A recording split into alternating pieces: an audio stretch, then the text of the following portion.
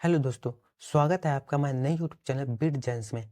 आज हम बात करने वाले क्लास 10th के सामाजिक विज्ञान के दो मोस्ट इम्पॉर्टेंट क्वेश्चंस के बारे में। दरअसल हम एक सीरीज चला रहे हैं जिसमें हम दो क्वेश्चंस डेली लेके आते हैं और जो क्वेश्चन आपको डेली याद कर लेने होते हैं, जिससे आपको काम भी ज़्यादा नहीं पड़ता। और आप अगर डेली दो क्वेश्चंस याद करते चलेंगे अभी से, तो आगे आने वाले समय में जब तक पेपर आएंगे तब तक आपकी सामाजिक विज्ञान कंप्लीट हो जाएगी। तो जो प्ले सीरीज चला रहे हैं उसकी प्लेलिस्ट हमने बना दी है, जिसका लिंक हमने डिस्क्रिप्शन में डाल दिया है, जाके आप सीरीज देख सकते हैं। तो चलिए आज के दो इंपॉर्टेंट क्वेश्चंस हैं, उन्हें आज हम देख लेते हैं। तो पहला जो क्वेश्चन है वो है, फ्रांस की क्रांति कब हुई, इसका प्रमुख कारण क्या था। मोस्ट इंपॉर्टेंट क्वेश्चन है, इसे आप जरूर याद कर लें, इससे कुछ ना कुछ आपको जरूर मिल जाएगा। हो सकता है पूरा का पूरा क्वेश्चन ही मिल जाए। तो फ्रांस की क्रांति 1789 ईस्वी में हुई थी, मोस्ट इंपॉर्टेंट है। यह क्रांति लुई सोलवे के शासनकाल में हुई थी, यह भी मोस्ट इंपॉर्टेंट है। एक आपको ये ध्यान रखना है कि कब हुई और किसके शासनकाल में हुई, ये दोनों आपको नोट करके रख लेने हैं। आगे बढ़ते हैं। इस क्रांति के कारण लुई सोलवे का शासन फ्रांस से समाप्त हो गया, यानी लुई सोलवे का शासनकाल चल रहा था, तो फ्रांस की क्रांति में लुई सोलवे का शासनकाल समाप्त हो गया और वहां जनता का शासन चलने लगा। फ्रांस की क्रांति के प्रमुख कारण थे। कारण फ्रांस की क्रांति के बहुत सारे थे, लेकिन उनमें से आपको गिने चुने ही लिखने हैं। जैसे हमने चार सिर्फ कारण लिखे हैं, चाहे तो आप मेरे वाले चार कारण याद कर सकते हो या फिर कोई और दूसरे याद कर सकते हैं। तो पहला कारण है स्वतंत्रता पर प्रतिबंध, यानी जो फ्रांस की जनता थी उसकी जो स्वतंत्रता थी उस पर प्रतिबंध था, यानी फ्रांस की जो जनता थी उसे स्वतंत्रता प्राप्त नहीं थी। तो फ्रांस के लोगों को किसी भी तरह की स्वतंत्रता प्राप्त नहीं थी। धार्मिक स्वतंत्रता पर भी प्रतिबंध था। जो वहां की धार्मिक स्वतंत्रता थी, यानी कि पूजा उजा उन्हें करनी है, वो भी तक नहीं कर सकते थे। राजा देश का प्रधान था। जैसे इस समय देश को चलाने के लिए प्रधानमंत्री की जरूरत है, वैसे ही पुराने जमाने में देश को चलाने के लिए एक राजा की जरूरत होती थी। और वास्तु अनुसार आचरण करता था। जो राजा था वो वास्तु अनुसार आचरण करता था, उसे कोई भी रोक टोक नहीं थी। शासन के अंतर्गत करों की वसूल करने की प्रणाली भी अत्यधिक दोषपूर्ण थी। जो राजा कर लगाता था और फिर जो कर वसूलता था, तो उसे वसूलने की जो नीति थी वो भी बहुत खतरनाक थी और न्याय और स्वतंत्रता की पूरी तरह से अवहेलना हो रही थी। जो वहां न्याय था और स्वतंत्रता थी, वो तो वहां कहीं नजर ही नहीं आती थी। ना तो वहां न्याय होता था और ना ही वहां किसी को स्वतंत्रता प्राप्त थी। अतः जनता के असंतोष ने क्रांति का रूप ले लिया। तो जो ना तो वहां न्याय था और ना ही वहां स्वतंत्रता किसी को प्राप्त थी, तो वहां तो फ्रांस की क्रांति होनी होनी थी।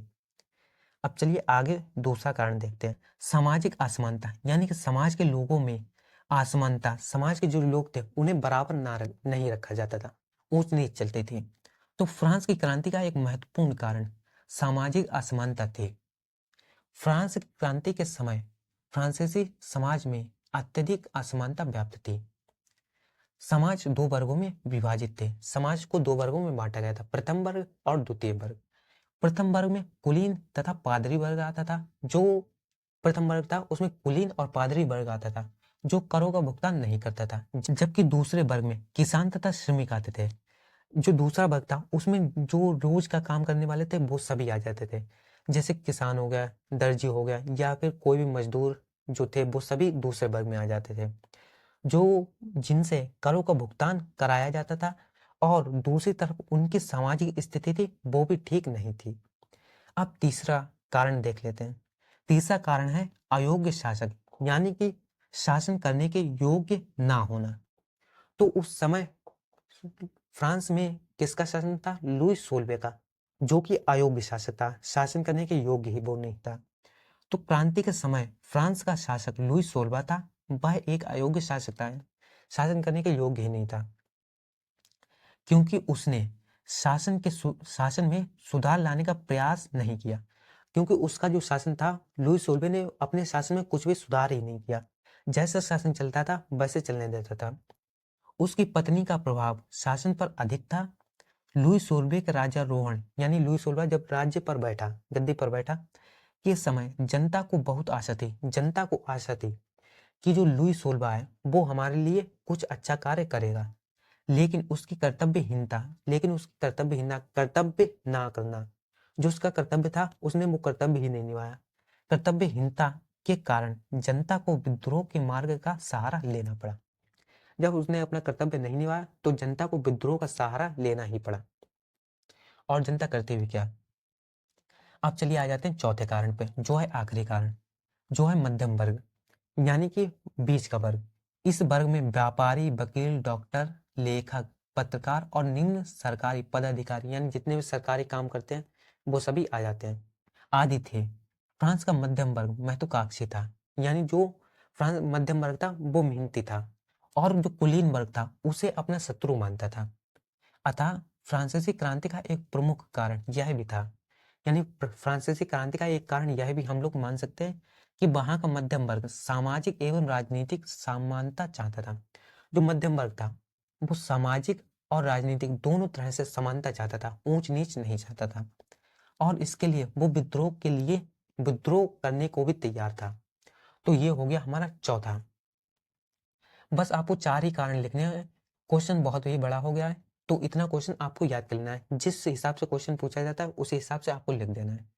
अब आ जाते हैं दूसरे क्वेश्चन पे। दूसरा क्वेश्चन है हमारा, गठबंधन सरकार से आप क्या समझते हैं? प्रकाश डालिए। तो गठबंधन सरकार से आप क्या समझते हैं? प्रकाश डालिए। गठबंधन सरकार यानी सरकार का गठबंधन।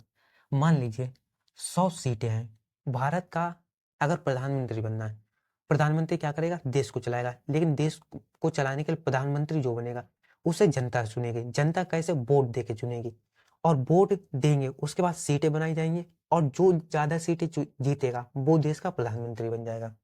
तो माने लेते हैं कि 100 सीटों पर चुनाव हुए और 3 दल हैं, 3 लोग चुनाव लड़ रहे हैं। जब चुनाव हुए उसके बाद सीटें, इससे पहला जो था उसे 30 मिल गई, दूसरा था उसे भी 30 मिल गई, और जो तीसरा था उसे 40 सीटें मिली।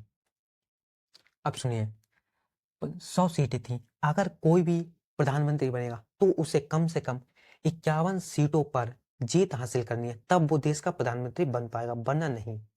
तो देखिए यहाँ पे ना तो इसने 51 सीटें बनाई, ना इसने, और ना ही पहले दल ने, किसी ने भी 51 सीटें या उससे अधिक नहीं बना पाई। तो किसी का भी कोई भी प्रधानमंत्री नहीं बना। अब 2 काम हो सकते थे, एक क्या हो, चुनाव दोबारा से हो, और एक क्या हो सकता था कि ये लोग आपस में गठबंधन कर लें। गठबंधन अब आपको समझ में आएगा, 2 दल आपस में मिल जाएं, और अब अपने जो जितने भी लड़ाई झगड़े हैं, अब दलों में लड़ाई झगड़े तो चलते ही रहते हैं, तो 2 दल हैं वो अपनी लड़ाई झगड़ों को अलग करें और आपस में मिल जाएं। मिलने के बाद जो इनकी सीटें हैं उन्हें भी आपस में मिला दें। जैसे कि ये 2 दल आपस में मिले और इनकी कुल सीटें कितनी हो गई? 70 हो गई। 51 से ऊपर सीटें चाहिए थी प्रधानमंत्री बनने के लिए, जो कि हो गई 70 हो गई। तो अब क्या हुआ? ये दोनों प्रधानमंत्री बन गए। अब ये अपने आप से निर्णय ले सकते हैं कि कौन प्रधानमंत्री बनेगा, कौन क्या करेगा, वो सब इनके हाथ में है। तो इसे कहते हैं गठबंधन। अब इसे लिखना कैसे वो आप समझ लेते हैं। तो जब चुनाव के बाद किसी भी राजनीतिक दल को सरकार बनाने के लिए आवश्यक बहुमत ना मिले, तो जब चुनाव हुए, चुनाव के बाद किसी को भी आवश्यक बहुमत जितने चाहिए तो उतने बहुमत ही नहीं मिले, तब क्या होगा? ना मिले, तब कई राजनीतिक दल आपस में मिलकर अपने विवादित मुद्दों को अलग कर एक न्यूनतम साझा कार्यक्रम पर सहमति के आधार पर साझा सरकार बनाती है। जो अपने भी विवादित मुद्दे हैं, यानी कि लड़ाई झगड़े हैं, उन्हें अलग करे, न्यूनतम साझा कार्यक्रम पर सहमति के आधार पर साझा सरकार बनाए, यानी कि आपस में मिल जाए और एक साझा सरकार बनाए कि हाँ, आधा काम तुम करना, आधा काम हम करेंगे, जिसे गठबंधन सरकार कहते हैं। यह स्थिति बहुदलीय प्रणाली में उस समय आ जाती है जब राष्ट्रीय दलों का प्रभाव कम हो जाता है, कई सारे क्षेत्रीय दलों का प्रभाव बढ़ जाता है, जिससे वोट अनेक राजनीतिक दलों में विभाजित होने के कारण किसी भी दल को स्पष्ट बहुमत नहीं मिलते। बस 2 क्वेश्चन आज के थे वो हमने बता दिए। इसके नीचे भी क्वेश्चन है लेकिन वो हम आपको कल बताएंगे। तो अगर आपको ये वीडियो अच्छी लगी हो, वीडियो को लाइक कीजिए, चैनल को सब्सक्राइब कीजिए, और वीडियो को अपने दोस्तों को पास भी भेजिए, जिससे कि वो भी 2 मोस्ट इंपोर्टेंट क्वेश्चंस हैं इन्हें भी देख सकें। मिलते हैं अगली वीडियो में, तब तक के लिए धन्यवाद।